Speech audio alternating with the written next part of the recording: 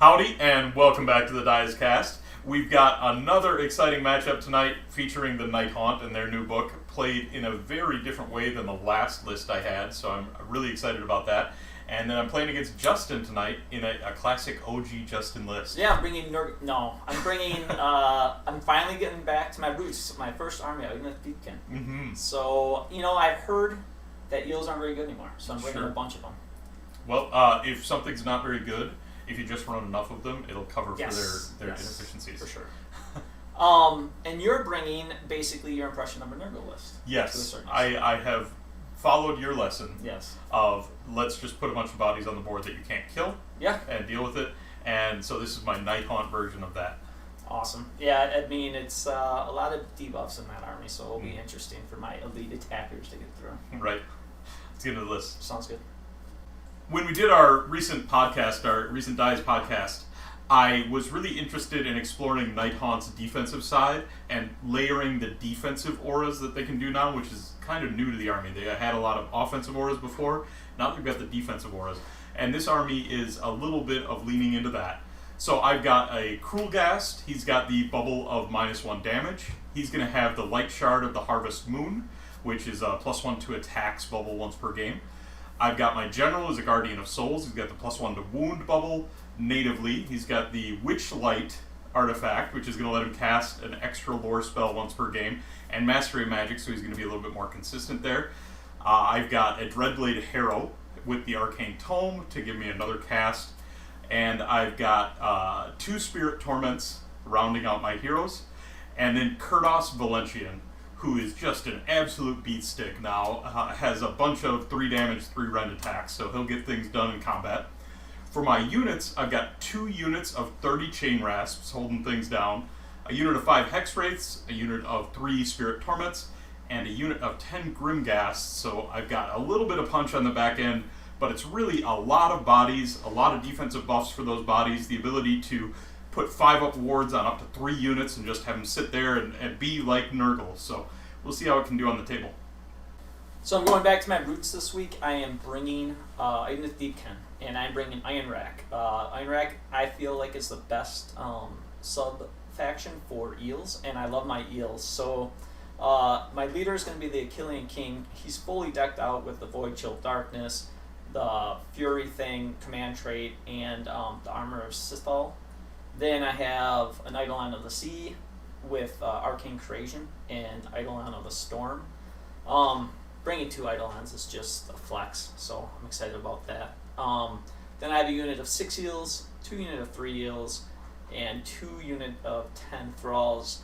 Thralls are just kind of there for the bodies. I feel like that's one thing that's a real issue for eels right now, is they just don't have enough to hold objectives, and they really want to be moving forward. So you got to bring something to hold those objectives, so that's my plan. Iron Rack is going to give me 1 turn where I can use either Flood or Ebb Tide in addition to whatever tide I'm on in my book. So typically the real problem for eels is they get stuck in and then they wouldn't be able to get out. Giving them Retreat and Charge is real nice for those purposes. So Nick's army is super good. I'm an elite force, and he's going to try to get rid of all my elite attacks. So my challenge is laid out, but I'm hoping to do my best. So everybody cheer for the Deepkin. All right, Nick, you ready to go? Let's go.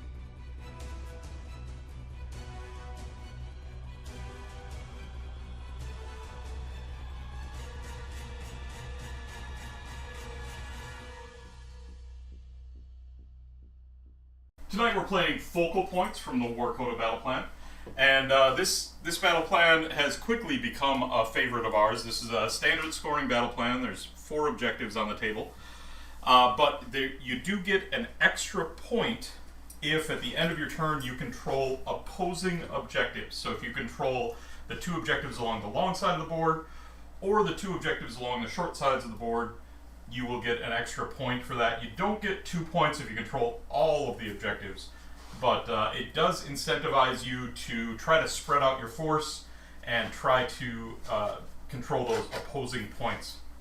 So my deployment is thralls are on the objectives within the 6-inch bubble on the Untitled shipwrecks to hopefully make them a bit more tanky. As I mentioned in the pre-game, they are going to be my objective holders, hopefully. I'm not as concerned about where I place the rest of my army just because I am so fast. I generally get where I need to go. So they're in a fairly aggressive position, but a little bit further back. 14-inch move and running charge and stuff like that really helps them out though. So I've got a very straightforward game plan tonight, and I'm not afraid to let Justin know about it. I am going to sit on objectives with bodies and ask him to come in and deal with it. And he might be able to, and he might not be able to, but this is not a punchy swarm all over you and kill you Nighthaunt list. This is a grind you down Nighthaunt list. So that is how I deployed. I set up 2 big castles, and I've got some ability to move out of those castles with the flying and speed that I have available, but I'm really just condensed on my 2 objectives. I've got 1 more defensive castle and 1 more punchy offensive castle. Either one, Justin's got the option to come into. And then I've got my Hex Wraiths, and with their ability to move up to 30 inches in a turn, they're really going to be able to threaten on the backside. My Dreadblade can teleport, so they're going to be able to keep Justin honest with his moving forward. So at the start of the game, I'm running Emerald Host, so it's an interesting ability. I get D3 plus 1 units that I get to choose to take damage at the end of every round. So I rolled, and on the D3 I got 2. So 3 units that I get to select, and they're going to take some, on a 2-up, take D3 mortal wounds at the end of the round, of every round. And for that, I'm going to pick the King and both units of 3 eels. sounds good. Alright. Alright. Good luck. You've got fewer drops. You're going to be able to choose the Yeah, I'm going to let Nick have first turn. Okay, makes sense. So we will have Nighthaunt going into the top of 1. And at the start of the turn here, when Justin gets his command points, Kurdos, the Craven King, is going to try to steal one on a 5-up. He does not. That's what I like to see. So I'm going to have 2 command points, tier 3. Sounds good. For my battle tactic here, no need to complicate things. I'm just going to take Ferocious Advance with this Spirit Torment, the Cruel Ghast, and this unit of Chain Rasps. For my heroic action, I'm going to attempt to get an extra command point with the Cruel Ghast. And he fails to do so. I will try to get an extra point with my Eidolons of the Sea. You will. Into the hero phase proper, the Dreadblade is going to attempt to cast Shade Mist. And getting that on a 6, that is going to go on that unit of Chain Rasps over here. So they're going to be -1 to be wounded. Then my Guardian of Souls is going to attempt to cast Seal of Shyish. And that's going to go off on a 7. Would you like to reroll? I will choose to reroll that because I know your Unbinder is going to get to reroll, right? Yeah, so I'm going to reroll the 7, and I'm going to get that on a 6 instead. Baited you. That was pure bait. Eidolon of the Sea will cast, or unbind and reroll. He will not stop it on a 3, but he will stop it on an 11. Okay, so Seal does not go off, but I did get the Shade Mist down here. That is it for my hero phase. We can get into movement.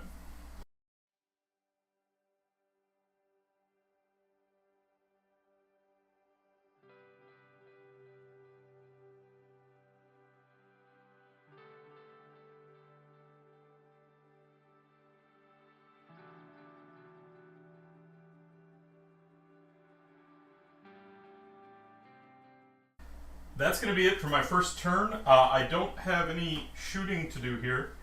I don't have any charges that I want to make here. I'm really content to just form up these castles, hold things for now, be ready for a counter punch. I do have the speed to get there if Justin continues to kind of hold back, but I think he's going to be forced a little bit to push some of the tempo here.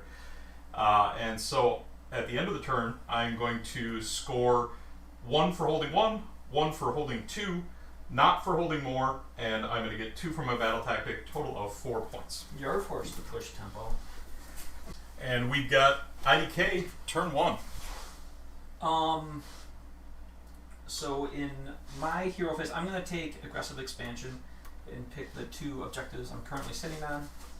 I'm going to roll for a command point from the Akhelian King. He's going to get 1 out of 6. Okay. I'm going to go for an extra 1 on my Cruel Guest, and I'm going to get it as well. I don't have a ton of spells to do. The Eidolon of the Sea is first going to cast Mystic Shield. We'll take it on a 7. I'll attempt to unbind that Mystic Shield. I do get to re-roll this. It was on a 7, so unbinding with the Guardian. And I'll block it with an 8. I'm then going to cast Arcane Bolt. 6. I'm going to re-roll this one. You have it, and I don't have an unbind in range. Oh, so yeah. I'll just take the Arcane Bolt. My Dreadblade is just out of range for the unbind here. I am now going to move into movement.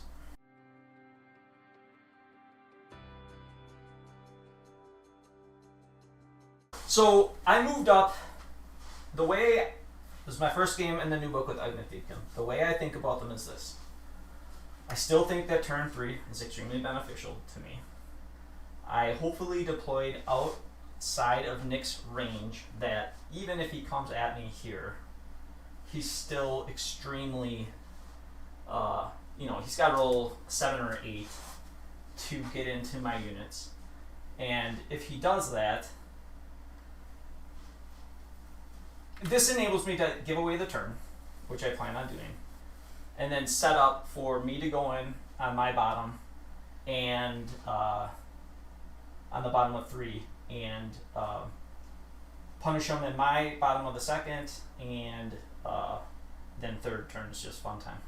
So that's kind of what I'm doing here. I feel like the danger zone for Idoneth is early, and I want to make it late. So no shooting, no charges again. What do you score here? I complete my battle tactic and I hold 2 objectives, so I will get 4. Knotted at 4, going into the big priority roll for round 2.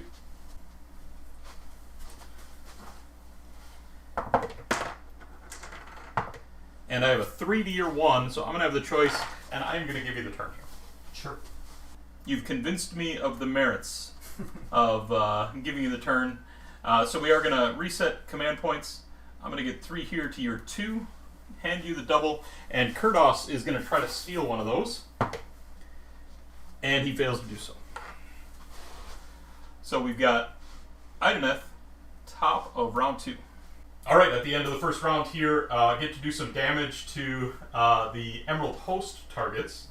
And so first up, the King on a 2-up will take D3. He's going to take 1 mortal wound. The first unit of 3 eels on a 2-up will take 2. And the next unit on a 2-up, yes, will take 3. So 1 to the King, 2 to that left unit of eels, and 3 to the right unit of eels. So for this round, I am able to run in charge with my high tide or my tide abilities. So for this round, I am going to choose Ferocious Advance. I am going to pick the unit of 6 eels, the unit of 3 eels, and my king. Okay. I am going to attempt to get an extra command point from the Akhelian King, which I will get. I'll go for an extra command point here from the Cruel Guest, and I will fail. Into my spells, I am going to attempt to cast Mystic Shield from my Eidolon of the Sea.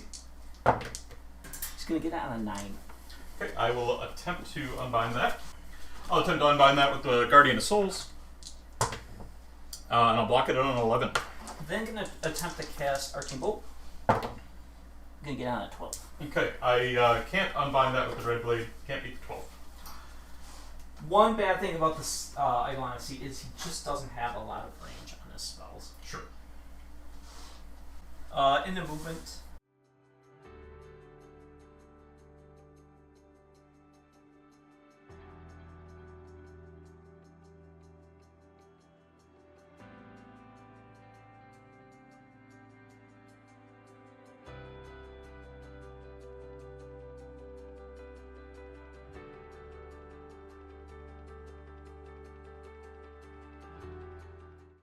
When the last unit of eels moves there, I am going to spend a command point to redeploy. And they're going 4 inches. That's on the chain rasps.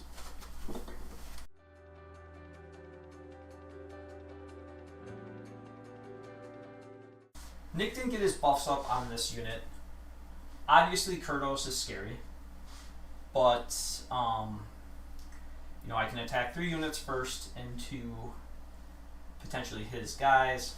Really makes it 4, and I want to really pressure this objective. And if I can, you know, obtain this one and keep enough bodies on the other one, those units on the Nick's closest, those units on the objective closest to Nick aren't as threatening. So I'm willing to make the bet of putting all my forces in over here and then trying to capture this. So I'm gonna actually choose not to charge with my Eidolon of Mathlon, or not to shoot. He can either run and shoot or run and charge, and I feel like the charge is more worth it here.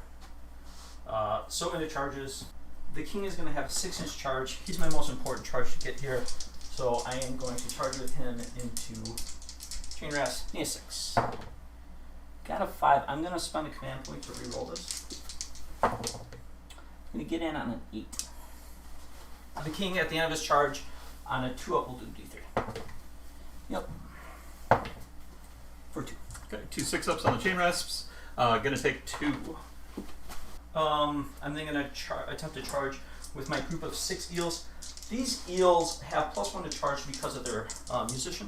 A 6. So I'm going to do the once a game biovoltaic blast with my big group of 6. So what I do here is I roll 6 dice. 4 ups will do 1 mortal wound, 6s will do D3. But you do get +1 because the target unit has more models than your unit. Thank you. So I'm going to get 3 mortal wounds plus D3 for 6 total mortal wounds. 6 mortal wounds. Nice. I'm going to have 6 6-ups. And I'm going to pass 2 of those. It's going to be 4 dead chain rasps. I'm then going to attempt my charge with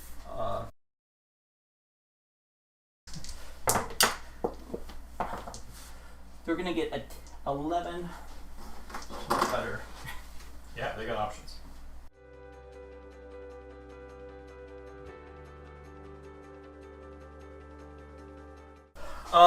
This group of 3 is going to release their biovoltaic blast. Same deal as last time.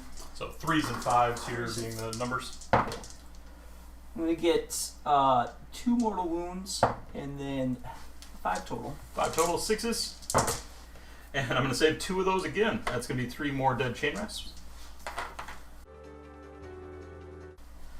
My gentleman is perched precariously up here. He may not get in. He has probably about let's call it 6 or 7. He's going to get in on a 7.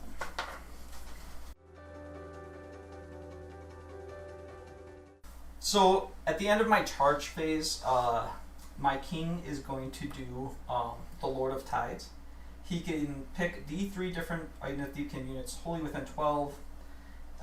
If you do so until the end of the turn, that unit fights as if it's high tide. Okay.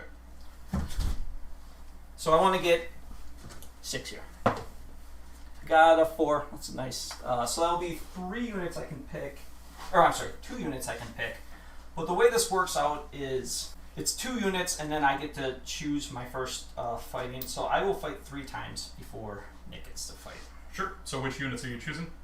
My selection is going to be the unit of 6 eels, and then my Eidolon of Mathlon. Okay. I'm going to first pile with my Eidolon of Mathlon.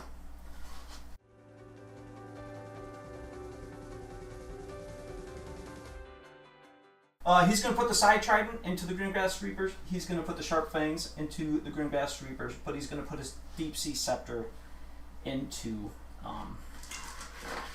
the Chain Rasp. Okay. I am going to spend a command point here for Discorporation on the chain rasps. Sure. His first attack, the Psi Trident, going into the Grimghast Reapers. This will be 3 attacks, hitting on 3s, wounding on 3s. 3 hits. 1 wound. Okay. I get to ignore the Ren, so it's just a 4-up, and they'll make it. And then the 2 attacks into your dudes. Into the, this is into the chain rasps? Yep. Okay. Both hit. Wounding on 4s. 1 wound. Okay, they've got a 5-up save, and they'll make it. And then the 2d6. 7 attacks. Also into the Reapers. These will be 4s and 4s.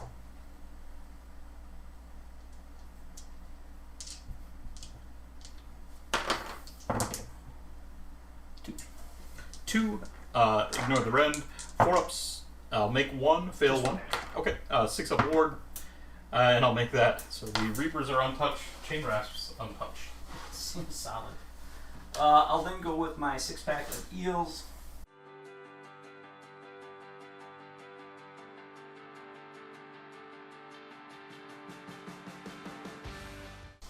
So the first profile, I have 3 in. That's going to be 7 attacks because I have my leader in. These are going to be 2s and 3s.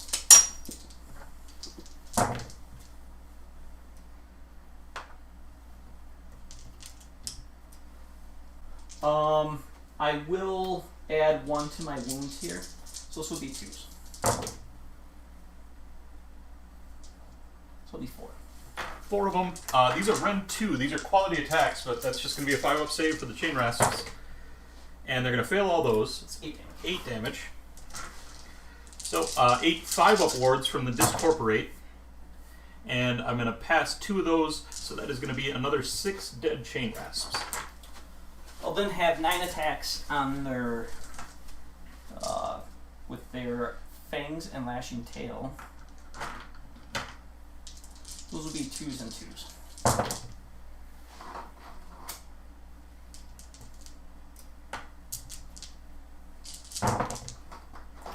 So that's going to be 8.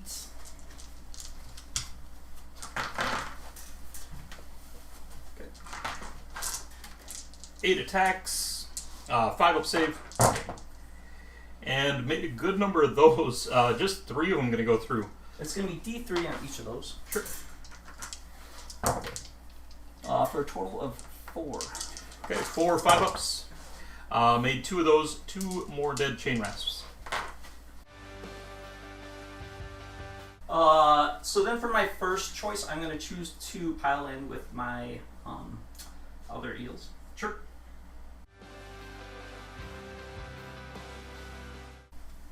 So my eels are going to be attacking here. I'm going to have 7 attacks again. These are going to be 2s and 3s.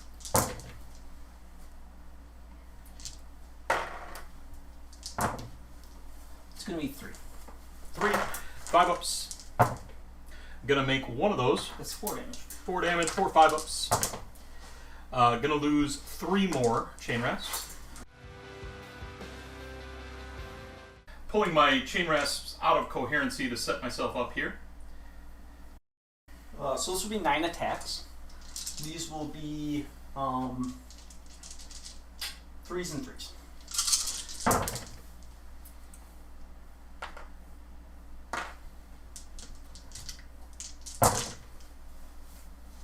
It'll be 5. 5 of them against the 5-up save. And I'm going to spike 4 6s there. Just 1 going to go through. D3.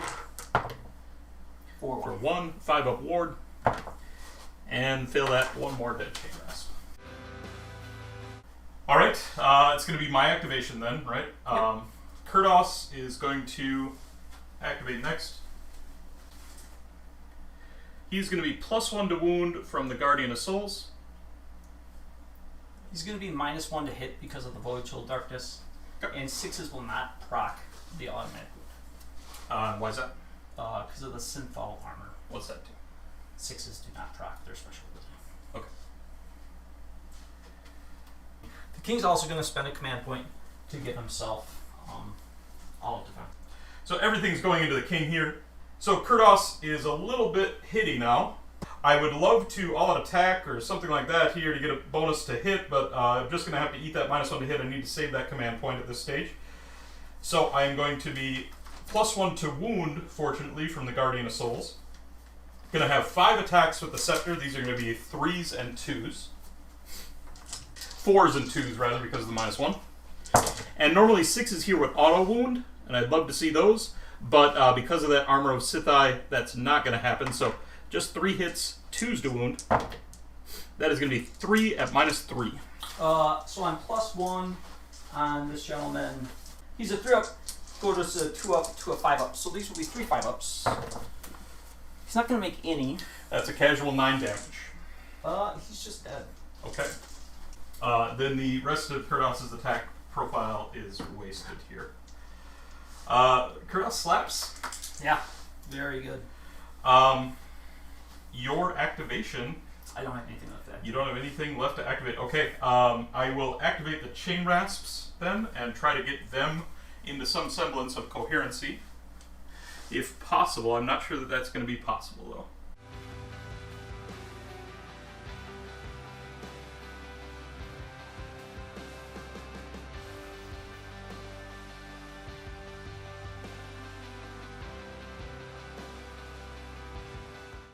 So I deliberately broke coherency on my Chain Rasps as they were taking damage because I wanted to free up that gap in the middle for Kurdos to step forward and swing. And then with this pile-in, because of the less restrictive pile-in rules in 3rd edition, I'm now mending that gap. So they're swarming forward. They're going to be taking their swings. They do have +1 to wound because of the Guardian of Souls. So these are going to be on 4s and 3s. I have got 3 of them going into this unit over here, and then the rest are going to be going into this bigger unit. So the 3 into the small unit first, 6 attacks, 4s and 3s. And just going to get 1 hit, but this 6 will auto-wound, so it's just 1 at no red. This will be a 4. Nope. 1 damage. That was... Into the small unit, yeah. And that finishes off an eel. I will take that output from my Chain Rasps, even if I don't succeed on the other side. And then on the other side, I've got 6 of them, total of 12 attacks. The leader of the unit is dead. So these are also 4s and 3s. Alright, and I'm going to push this 6 to the side. That's just going straight through. And so that is going to be a total of 6 at no retina. This will be 6 warps. Ugh. Miss 5. So 1 damage each.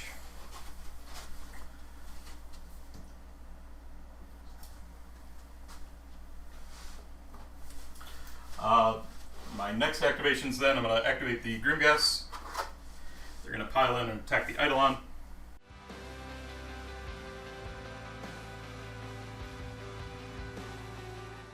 They've got 2-inch reach, but just going to get the front 4 in, so that is going to be a total of 8 attacks. Any penalties on the Eidolon? Nope. Alright, so these are going to be 4s and 3s. 3 automatically go through. Oh yeah. So the 6s straight through to wounds, 3s to wound, so that's going to be a total of 5 at -1. These will be 5 warps, followed by 5 ups.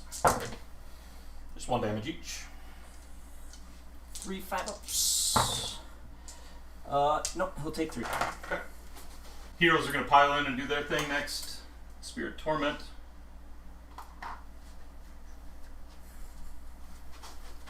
He's got 3 attacks. They're going to be 3s and 2s because of the Guardian of Souls.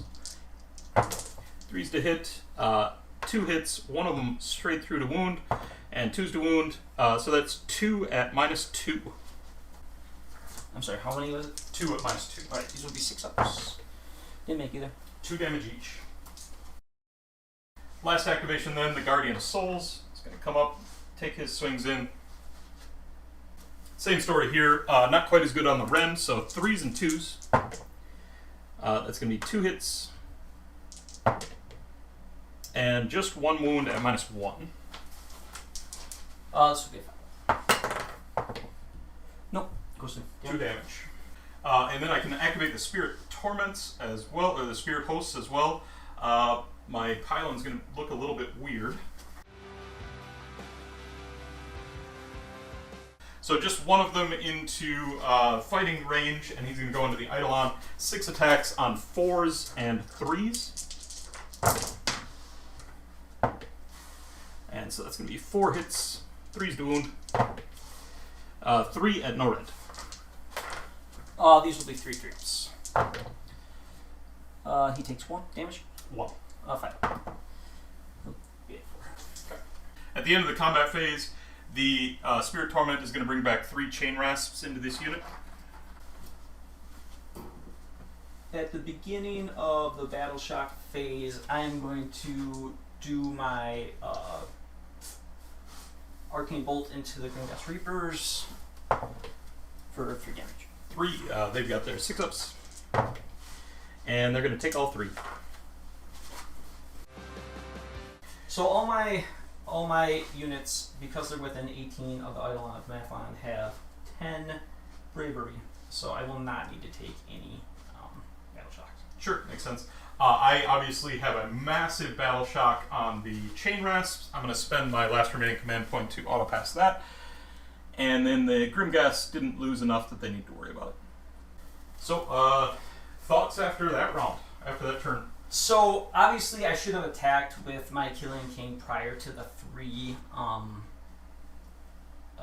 eels. My thinking was that I had a wounded eel, and I fought between Void Chill Darkness and the armor that I could potentially keep him alive, plus all-out defense. But 3 run is just too many, and 3 damage is a lot. So that turn did not go at all as planned. I was planning on killing more Chain Rasp and really putting the pressure on this objective, which I don't feel I've done. And losing the king is especially hurtful because now I don't get to use Ironrack's retreat and charge ability. So I'm going to get... I only have 1, 2, 6, 7, 8 models on next objective, so I will not be close to achieving that one. I had 2 wounds, so that turn really didn't go as planned. I'm not like completely defeated, though it did not go as I wanted it to. We'll see how the rest of the game plays out. I still feel okay knowing that High Tide is coming, but obviously I wish it would have went better, and I wish I would have picked the Akhelian King to attack prior to dying. Sure. Alright, for scoring, you hold 1, hold 2, completed your battle tactic, total of 4. Yep. And then going into the bottom of 2, I'll gain a command point. You do not, because your general has been slain. My battle tactic here is just going to be aggressive expansion to take the 2 objectives that I currently hold. I feel like that should be pretty achievable. And then for my heroic action, I am going to try to get an extra command point with Kurdos on a 4-up. And he fails. I'm going to try to get an extra command point from my Eidolon of Mathlon. Okay, on a 2. You got it. Alright, into the hero phase proper. Dreadblade Hero is going to attempt to cast the Shade Mist spell on a 6. And going to get that with a 7. Attempt on bind. Unbound it. Okay. That buff will drop off then. Guardian of Souls is going to attempt to cast his War Scroll spell, the Spectral Lure. This one brings back D6 models into a summonable unit. Cast on a 6. He's getting it on an 8. Sure. Alright, he's going to cast that on the Grimghasts. So, D6 models back. Gonna get 2 of the Grimghasts back.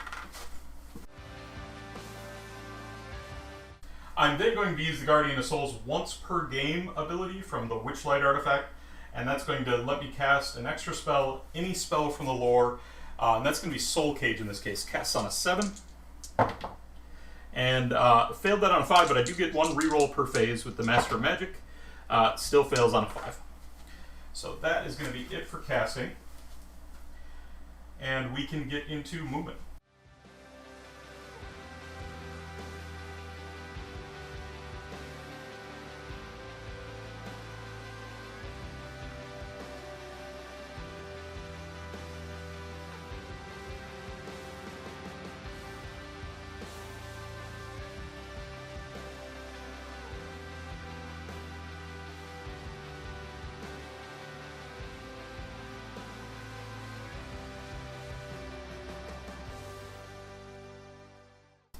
In my movement here, I left a couple of units tagged in with Justin's forces so that he didn't have any options for any redeploys or any shenanigans like that.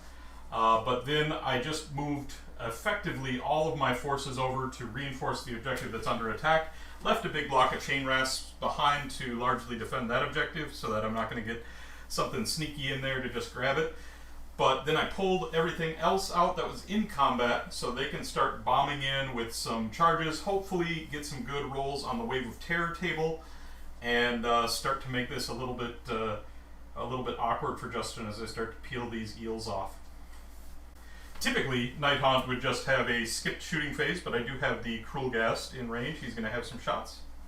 So he's got 4 shots. These are going to be on 3s and 3s, and that's going into the close unit of eels. Of course, it's Idoneth. I don't have a choice about my shooting targets. So 3s and 3s. The 6 is going to go straight through for a wound. I've got 2 misses, and 1 additional wound, so 2 at -2. These will be 6-ups. Made 1, missed 1. 1 damage. And then we can get into some charges. Going to charge first with Kurdos. And he got a 10. So he's going to go into the Eidolon, and he is going to apply the Strikes Last effect onto your Eidolon when he completes that charge with that 10-inch. Sure. The Grimghast Reapers are going to charge next. And they have got a 5. That's going to get them in. That is going to give your Eidolon -1 to hit. Sure.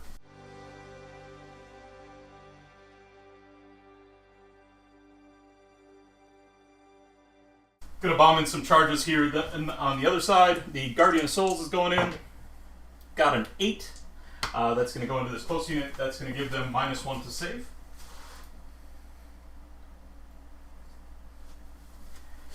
The Spirit Torment is going to go in. Got in on a 7. That's going to give them -1 to hit.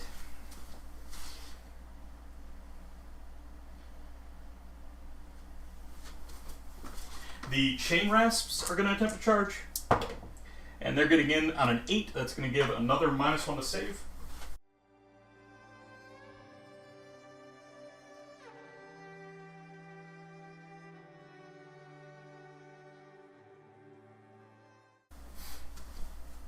Dreadblade Harrow is going to attempt his charge. Gets in on a 7. I'm going to decline making that charge. The Spirit Torment is going to attempt to charge. Gets in on a 7. Going to decline that one as well. The Cruel Ghast is going to charge. Gets a 7. Going to decline that one. And the Hex Wraiths are going to charge. And they're getting in on a 9. I'll take that one. That is going to be another -1 to save. So this unit of eels is effectively at -3 to save.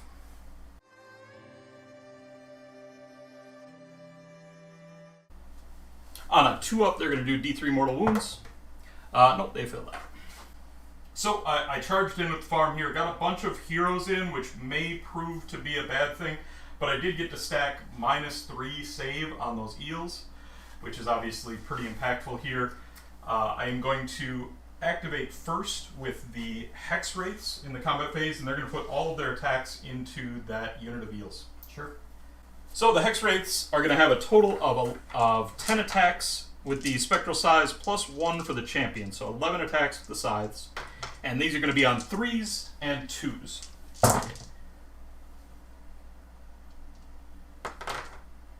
The 6s go straight through, so 2s. And that is going to be 6 at effectively -4. What's the damage? 1 damage each. Slow kill 1, 2, and then put 1 on the leader. And then the Hooves and Teeth at 4s and 3s.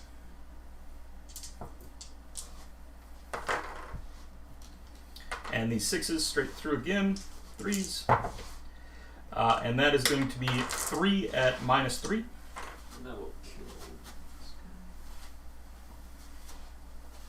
guy. And then it is going to be your activation. I'll attack with the 1 eel that is in combat. His first profile will have... Where's he going with this? He'll put them into your Spirit Torment. Okay. His first profile, is he minus any minuses to hit? No penalties here. So this will be 3s and 3s. Yes. Just 1. 1 and makes the save on a 4. Then he'll have 3 attacks, 3s and 3s. That'll be 3. 3 into the Spirit Torment, 4-ups. Gonna make one of those. These are gonna be at -1 damage because of the Cruel Ghast here. So just 2. So 2 damage. They're gonna pass off to the Spirit Hosts on 3s, and gonna pass both of those off. Can't make a ward after that, so that's going to be 2 damage into the Spirit Hosts. Sure. The next activation is going to be this unit of Chain Rasps. They're just gonna pile in here. And can't pile in all these guys away from this close heal, so I'm just going to get 6 of them in. The leader is back in that unit, so I'm going to have a total of 13 attacks here. And these are going to be on 4s and 3s.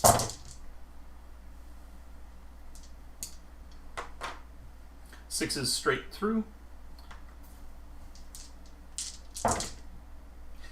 So that is going to be a total of 5 at no round. This will be 5 4-ups. Not going to make any. There will be 1 dead eel and another moon on 1. Sure. This unit will pile back into here. It's my leader, so this will be 3 attacks, hitting on 3s, and wounding on 3s. That'll be 1. Okay. 1 5-up. Made it.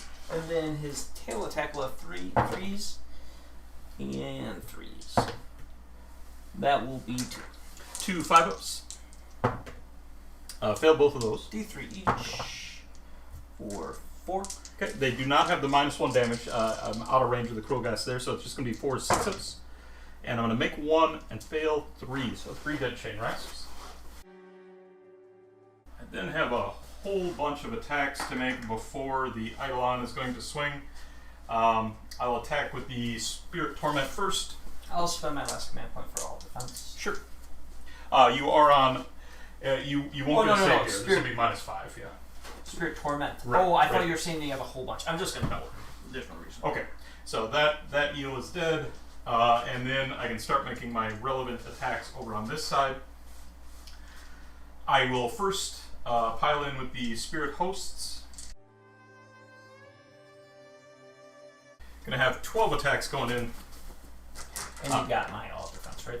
Yep. 12 attacks. These are going to be on 4s and 3s.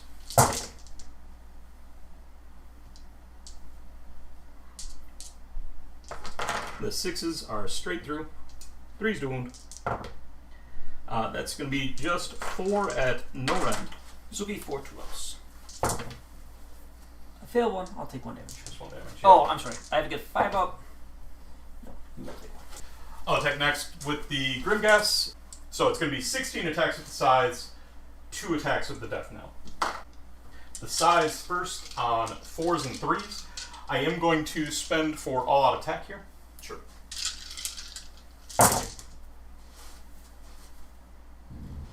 So these are going to be 3s and 3s. And the 6s go straight through. I'm out of range of the Guardian of Souls +1 to wound bubble here. So just 3s to wound, but I'm going to catch all of them anyway. That's going to be a total of 11 at -1. Canceled out by your all-out defense. 11. This will be 11 3-ups. I'm going to fail 1, 2, 3, 4, 5. 1 damage each. And then 5 5-ups. I'm going to make 2 of those, so he'll be on 8 total damage taken. Okay. And the last profile that I can put into him is going to be Kurdos. These are going to be on 3s and 2s. I've got 5 with his scepter. That's going to be 5 hits, 1 of them straight through to wound. And that is going to be 5 wounds at -3. These will be 5-ups. 5 5-ups. I'm going to make 2, and that will be 9 damage. 5-ups. I'm only only going to save 1, so he will die. Okay. That is the last meaningful combat of the turn. I hold 1, I hold 2, I don't hold more. I completed my battle tactic, but realistically here, it was only a 4-point turn, but it was a complete swing in the game. Obviously, from here, I have dominant control of both of my home objectives and enough force that I can start really threatening Justin's objectives. Yeah, so with that, even though I haven't made my turn 3, I'm going to shake hands here. Yeah. Good game, Nick. Good game. Let's see what happens with that priority roll just in case.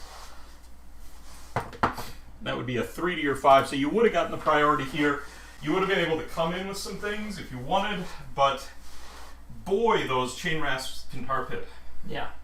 No, it was like I said before the game, like I did obviously make a mistake. I don't think I should have even bothered with I didn't realize how bad the Eidolon of Mathline's profile was for attacking. Sure. I should have known that.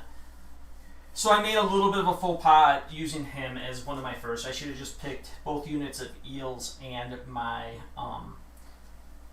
king. Part of the reason I did that though is I wanted the Eidolon out of the way so I could pile in with more of the 3 eels.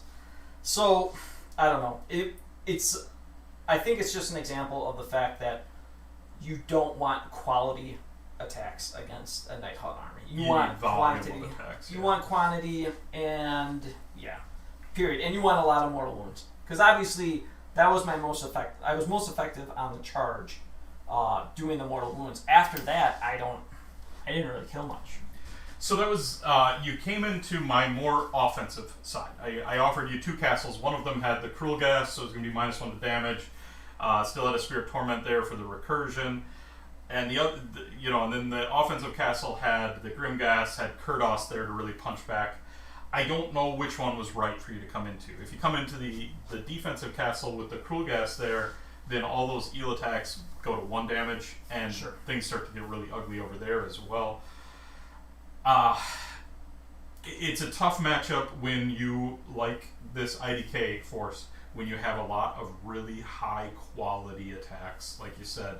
Yeah, I mean, so it's -2 rend, and when my -2 rend 2 damage, which mostly would be extremely threatening, and then my king would have had 3 rend. But I mean, I should have still went with him. That's not up for debate. But I don't know how much of a difference it really makes at the end of the day. I think, if the king's profiles go really well, you lift those chain rasps, and that's about it, right? You're not going to be able to get into anything else with the way I had things bubbled up. They were really my protective screen.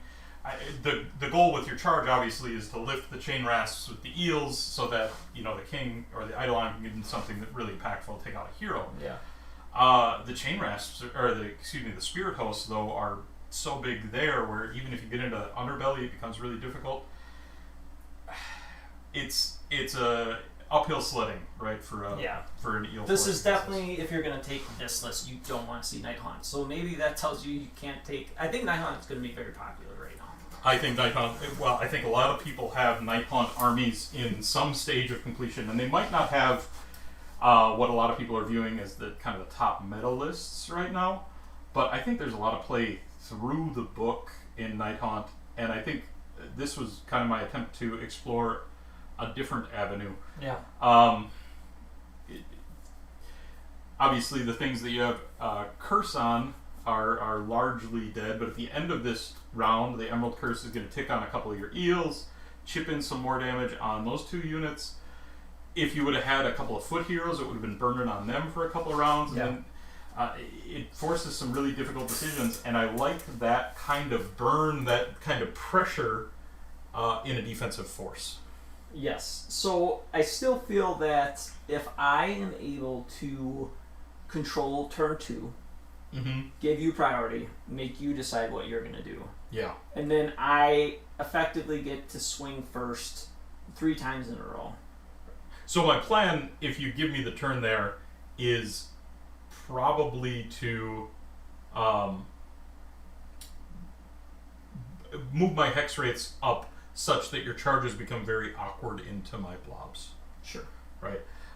with their ability to move 30 inches in a turn, or 24 plus a run, but you can, of course, auto-6 that run if you want to. They can get 30 inches up the field, and by picking where you want that, you can make it so that even something as fast as the eels are going to have some very awkward charges to get into anything beyond them. Just because they essentially have a 6-inch bubble around them. I mean, you would have had to leave one unit open. You can't defend both. Oh, right, for sure. You're going to be able to get into one castle or the other, but I think if you come into the defensive castle, I think it just holds through multiple phases of combat. Yeah. Especially if if the Shade Mist goes off, so I've got the -1 to wound there. You did have the Shade Mist on. Well, who knows if you would have got it the next turn. Right. We don't know how that folds out, but I ran the numbers on a unit of Chain Rasp before this game. One of my most recent matchups, you saw it on the channel, was against Kurdos, and so that's what was kind of my benchmark for what can these Chain Rasps do with the defensive buffs.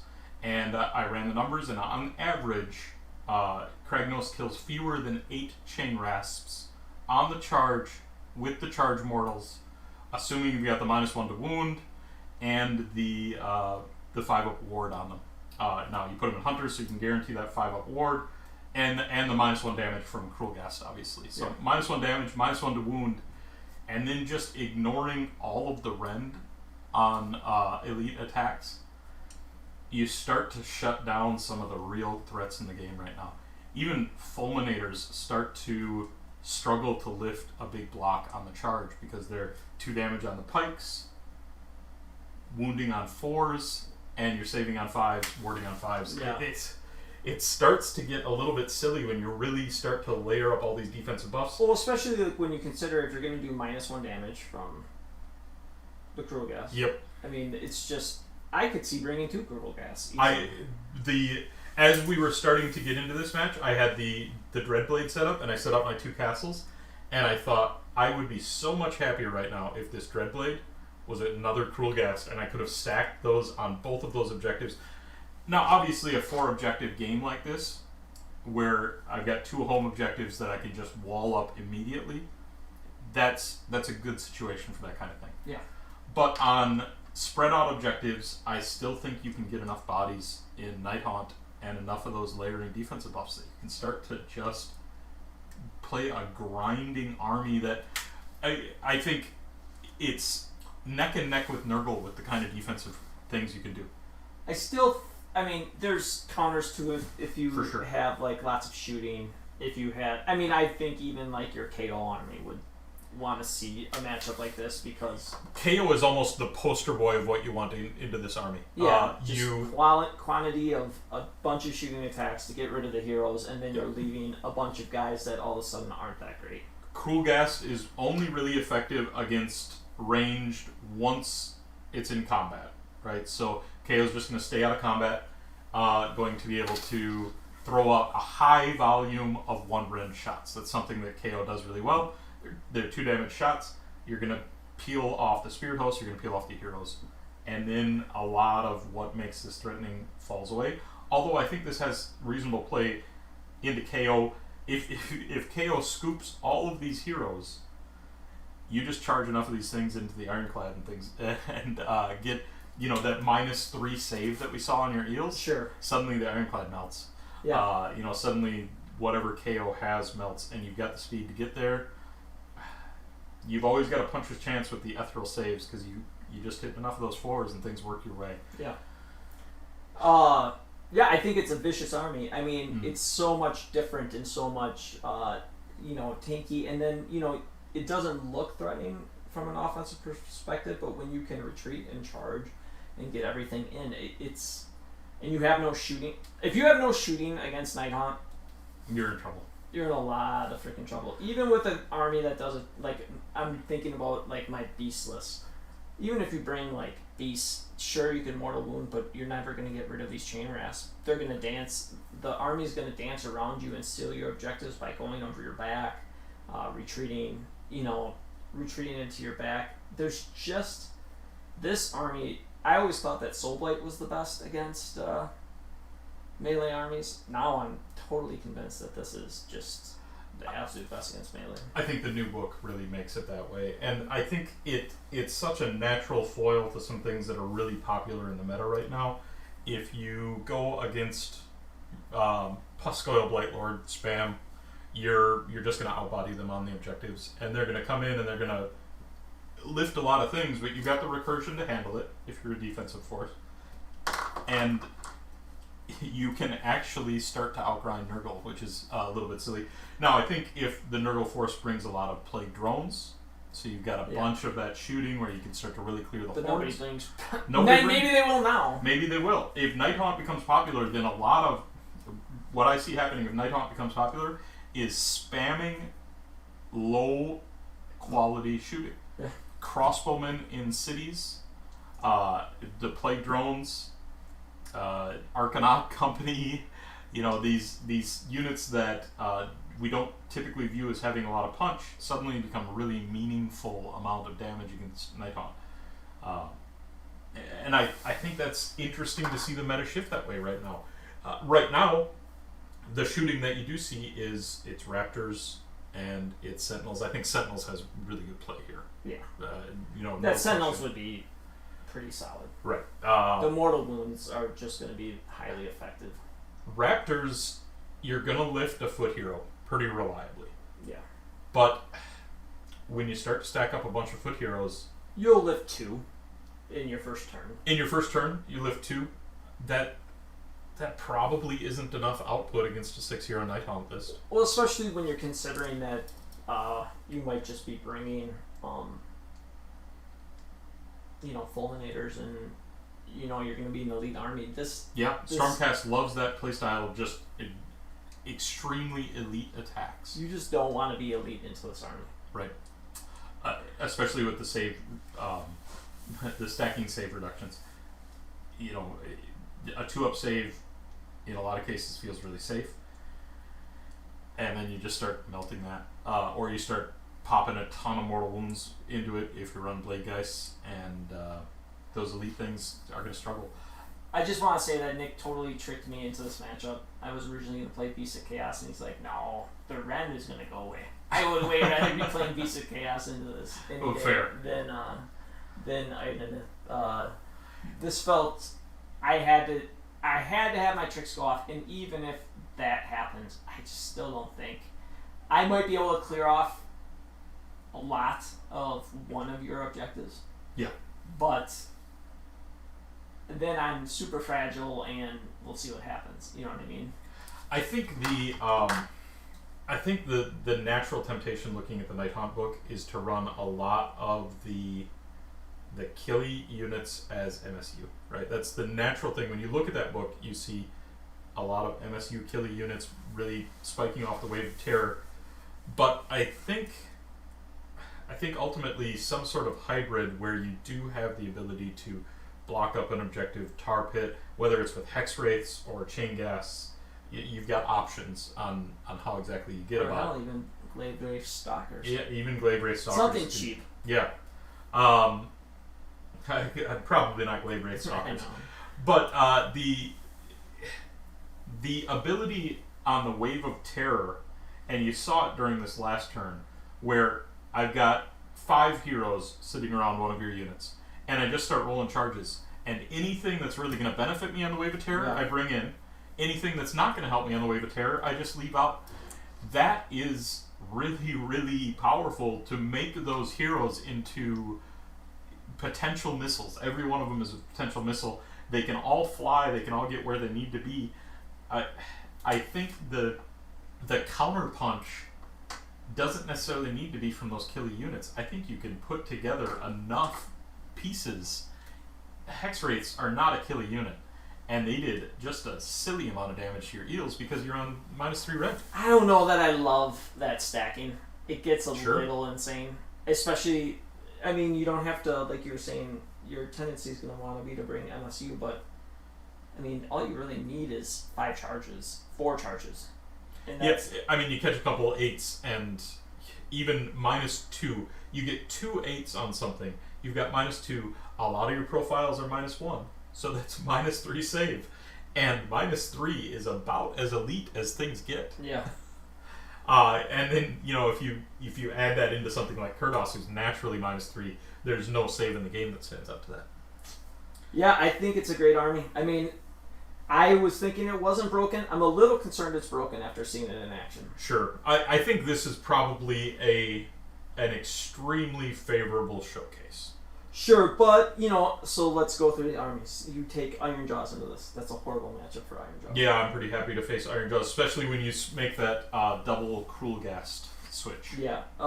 Let's play Stormcast into this. Stormcast, while they're going to have some shooting to get rid of things, I feel real good about having an elite army if I have enough bodies. The counterpunch is going to be so expensive against Stormcast. Stormcast is going to lose points in buckets when you start getting back into them.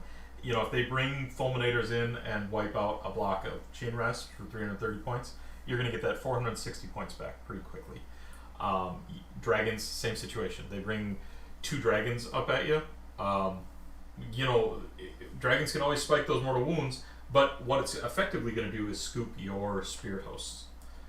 Giants, horrible matchup. Yeah, I like this into Giants. I think you can put enough damage together to pretty effectively scoop a Giant.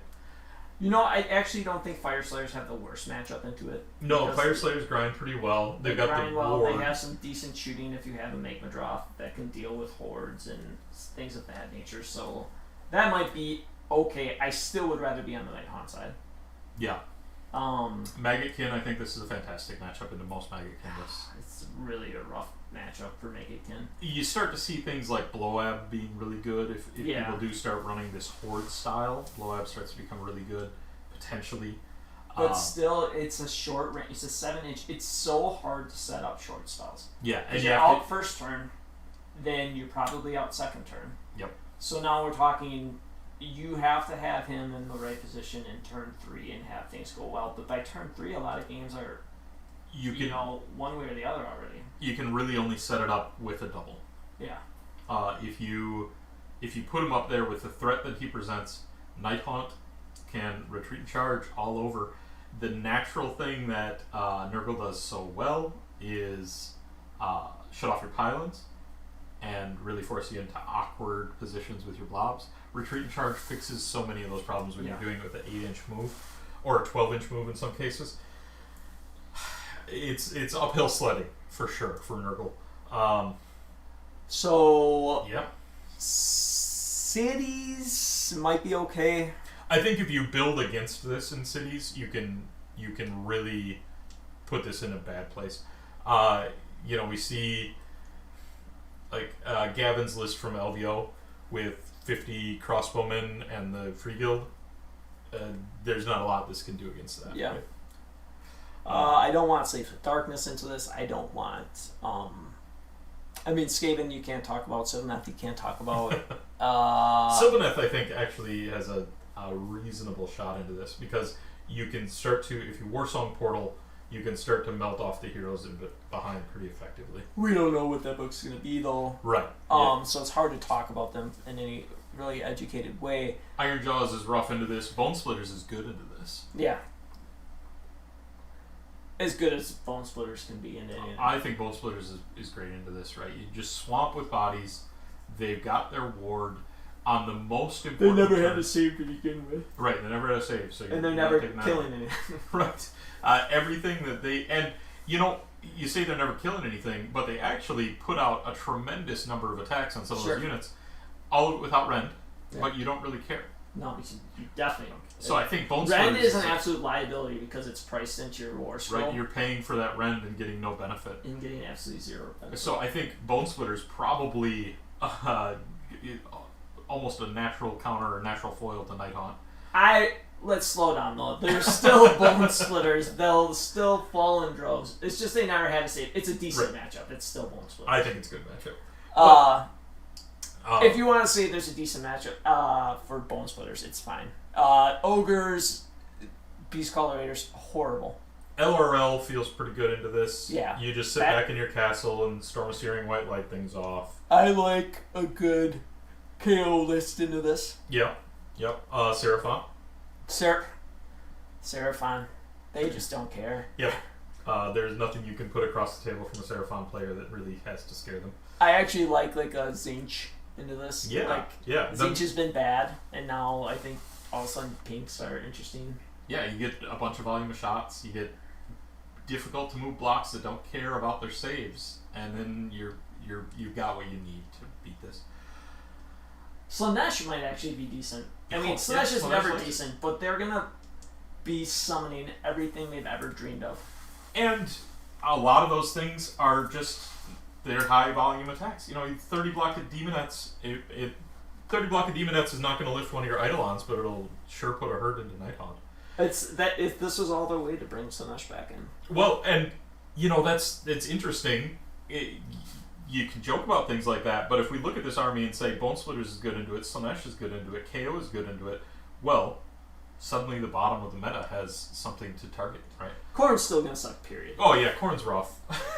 But I don't know. We don't know what Skaven is doing. I think Skaven's gonna be really interesting once. Did you see the guy that went undefeated with Skaven in the big the big Texas tournament? What a legend!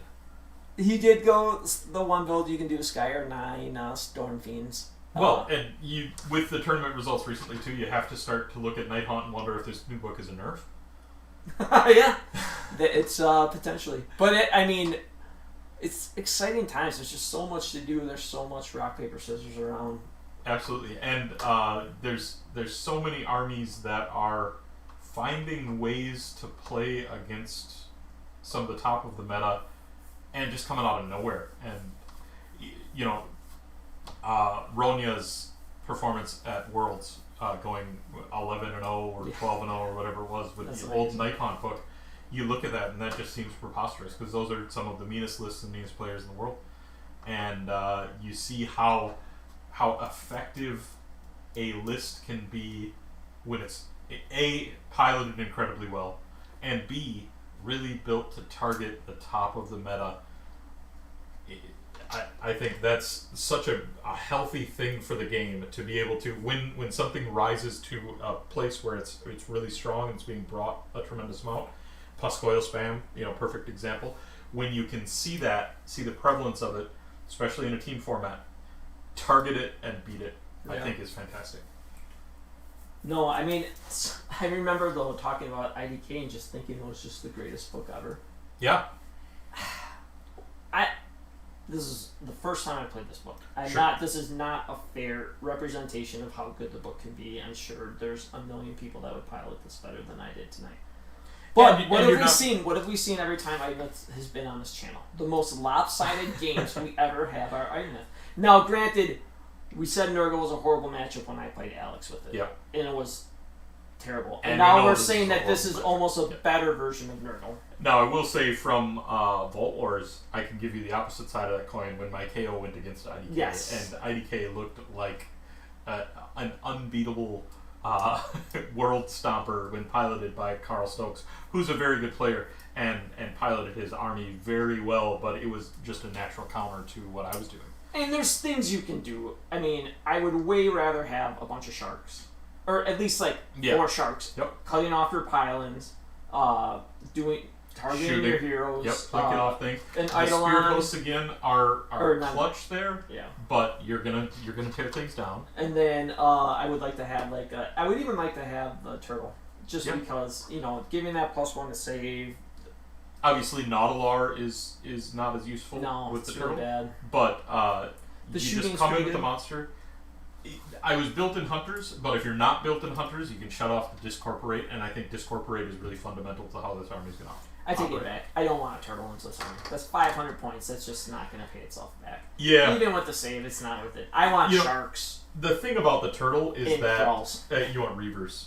Oh yeah, I want sharks and Reavers.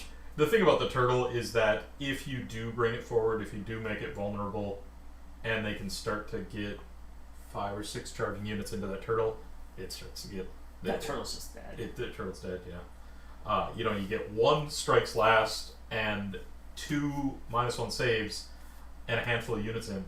Even the heroes, like Spirit Torment, 3 attacks, -2 save, which can be -3 or -4 save, -5 save. We would have seen into those eels.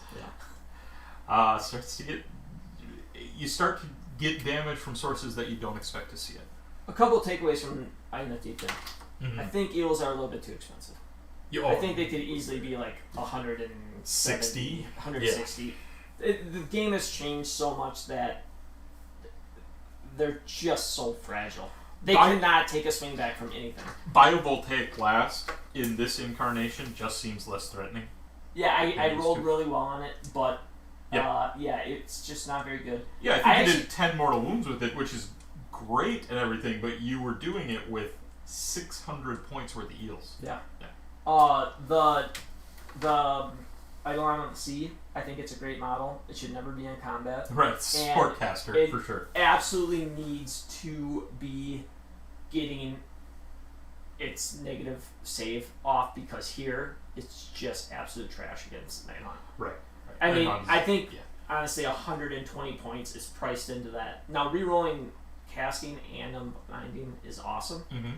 And you can start to do some really interesting things when you start to give it the artifacts and command traits you can put on it. Yeah. The king, I was so worried about him being a boogeyman, but with 7 wounds, no matter how good he is, with no after save, I don't know if I could see a lot of lists just not bringing him. The interesting thing is that a hero like that in any other army would be a complete liability. You couldn't take it because it just gets shut off. IDK doesn't have to worry about that. You're not going to shoot off that hero until you've worked through everything around him. So he starts to almost guarantee some level of value, but does that level of value warrant it, or do you just need to go to a more slow play style and try to build to that round 3 turn naturally? I don't know. I don't know what the right answer is. I think the book is good. I think there could use some tweaks on the edges. I think that the king, when played well, will be still very strong and will mash up just about anything. But it needs this run. I think really, if you want to play IDK, in the current meta, the way to do it is way more shooting focused than we expect. Yeah. So you start with 20 reavers, you start with some sharks, potentially a turtle. You bring in some wind spirits. allies, or you just bring in some allies that can tank. Like Phoenix Guard are very popular. I've seen discussed in IDK just because they can sit in front with their 4 up and you're shooting at them, wasting shots. So I saw somebody that was looking for 12 units of Aether Wings, so I wouldn't be surprised. Aether Wings are really solid. So I don't know. I need to play the book more, but my heart right now is with Beast of Chaos. I want to see what I can do with him. But I'll definitely be back to this book. Yep. I need more. I need the stuff I don't have. I need more Reavers. I would like probably more Thralls. Games Workshop does a fantastic job of that, of making sure that if you've got the last book's meta list, you're going to need some updates. Although, when we look at the Nighthaunt book, I still think Chain Rasp spam is good. I still think Grimghasts are good. Hex Wraiths are still good. The support heroes are good. Now, some of them got a little more glow up. Some of them trended downward a little bit, but the things that were good in this book are still good. No, speaking back, so last time we talked, we said we didn't think the Black Coach was good, and we didn't. Obviously, Glavier Stalkers are always going to be the stepchild of this book. Right. But Danya, who just did really well at the tournament, Rania said you should always be taking a coach. In the new book or in the old book No, when they were 200 points? In the new book. In the new book? No, that was just one tweet I read from her, Sure. so maybe she hadn't seen the whole book or anything. But, I mean, for someone that's that good with Nighthaunt making that kind of endorsement, maybe we have to read the rules again. I think the interesting thing about the coach is just how easy it is to get it to a 4-up ward, and 4-up wards are really good. Yeah. It's got the 5-up ward naturally, and then if you do get it to the 4-up ward, when some things die around it, that it's everything is timed right for that model. You kill some things, you get to a 4-up ward, you take the counter swing on that 4-up ward, and then on your turn you retreat, which can be a teleport. You shoot, you charge back in and kill some things, you get yourself back up to a 4-up ward. Everything is timed right for that model. I think the frustration with it is just that it's not what it was before, right? It's now it's a combat piece. Yeah, it is 100% a combat piece. And so there's some downturn there. Its output isn't tremendous, although you give it an extra rend on all the profiles, and suddenly that looks real good. I don't know. It's an interesting book. It's a deep book. It's a deep book. It's got a lot of cool stuff to do, and Mere a lot ones, of great rules. Yeah. I mean, they made up for all the time that Nighthaunt was supposedly mediocre, although we've seen what people can do with the book. But, they've made up for lost time. I think this book's going to be all over the place, just because, like Stormcast, everybody's gotten Nighthaunt out of magazines, out of box sets, out of whatever. So it's going to be everywhere. So, honestly, if I'm going to a tournament tomorrow, I'm building with Nighthaunt as my primary thing in mind. I don't know that Nighthaunt is my primary, but I look at what's good against Nighthaunt, and I look at what's good against Maggotkin, and I look at what's good against maybe Stormcast to some extent, and maybe IDK. And I start to feel, out of those 4, where are my natural counters, right? Where are the things that I can really succeed against? And I think it's pretty straightforward to succeed against Maggotkin and Nighthaunt in the same fell swoop, right?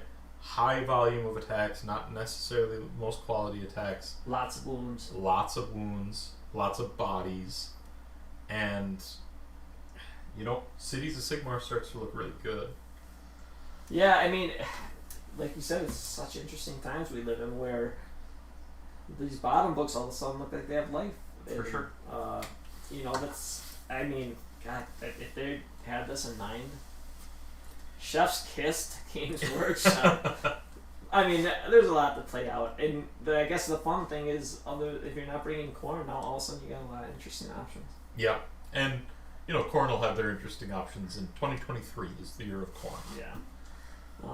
All right. Well, sorry I got dominated here, guys. I wanted to do better with my my IDK, but IDK continues the rep of either dominating or getting dominated. So I think that's the style of army it is. It's all in on a few tricks, and they're very good tricks. One quick note: we've been talking for a long time. If you are me and I get the second turn, you play out the second turn in your mind. Mm-hmm. Now, hindsight being 2020, what would you have done if you were me? If you get priority? Exactly how it played out. You are me in turn 2. Knowing what we know now? No. Hindsight's 2020. Sure. Don't talk like that. So I would have gone aggressively as well. I probably would have gone even more aggressively, if we're being honest. I think you've got run and charge army wide. I probably start looking at pushing that block of thralls in. I probably want to get the combat Eidolon. How do I ever hold an objective with you having bottom of 2 and a Dreadblade Herald though? I think, I think maybe you don't. I think maybe you plan to take my objective, and then plan to take your own objective back on your next turn. But with how it was set up at the time, now I redeployed my chain rasps back, and I got a 4-inch redeploy, which is a nice redeploy, so that I could redeploy them back, so that as you came into them, you weren't able to hit my heroes. You were more than 2 inches away, but you couldn't get into the chain rasps and be more than 3 inches away. That redeploy was really significant, because that meant I lifted the king. Yeah. With what you were seeing, it looked like potentially you come in and clear the chain rasps. And you've got to feel pretty good about that. The bodies aren't there. I'm bogged down fighting you on my objective, which is obviously a negative place for me to be. So maybe that's the right choice in that situation. I did not expect my unbuffed chain rasps to make it through that. They had a 5-up after. They had the 5-up after. Yep, and that's guaranteed, right? That's just Discorporate. They're in Hunters, so they're always going to get that. But I expected you effectively to put everything into them and lift them. Yeah. And not anything else. And that's, they did even better than that. Yeah, and I did well on my mortal wound rolls. Yeah. I think you were probably above average on your saves, but that's going to happen. Yeah, I think, I think it was a situation where, on average, I'd probably end up with between 2 and 7 chain rasps left. And I maybe exceeded that a little bit, but having even 1 chain rasp left, you get 3 back from the Sphere of Torment, you get D6 back from the Guardian of Souls. Suddenly that's enough to bog you down, and then exactly what I wanted there happened, which is that unit, and the Spirit Host as well, is just fanned out, tagging in everything on my turn. Then everything pulls back, collapses back in. Yeah. And what were you expecting me to do on turn 1 when you saw the pressure was on? I was like, I can't do anything here. Like, on turn I'll just 1, get mashed. Well, you said, by not moving, you're putting a little bit of the onus on me to start doing stuff. And I was like, well, what am I going to do? So I think Emerald Host is what provides a little bit of that pressure. Sure. If you just sit around till round 3, there's, 2 dead eels, and your king maybe only has a couple wounds left. Sure. Which is, I like that kind of ticking clock effect. Now, I would like it even more if I had the Terminexus that I throw up the field. Sure. Just enough so that your opponent has to do something while you sit back and tick off the easy battle tactics. You get your run, your aggressive expansion. You can very easily Savage Spearhead in a list like this because your Hex Wraiths and Dreadblade can be where they want to, or you can, in the right matchups, you just pull some things into the sky, you Deep Strike them, you get your Savage Spearhead. You can get a few of those easy battle tactics while the Emerald Host just churns. Yep. Yeah, it's a good list. I mean, I think it's a strong. good army. I definitely want to tweak it, but I think it's strong. But one thing, I'm a little uncomfortable with the heroes getting a pass off to the Spirit Host. Yeah. It makes them so effective. It's real good, and it's just a safety blanket against really good shooting. You can still lift the heroes, right? You can lift the Spirit Host and then lift the heroes. But the Spirit Hosts are how many wounds? 18. It's 9. That block of 3 is 9. It's just 9. Okay. Yeah. Did but that go down? No, I think they were always 3 because there were always something you could resurrect. But 125 points for 9 wounds. It's a little on the expensive side, but for what they do, when you bubble a few heroes around them and they're bodyguarding all of those heroes, right? So then your opponent kind of has to kill the Spirit Hosts before they move on to the heroes. Not to mention Spirit Torment will just bring one back.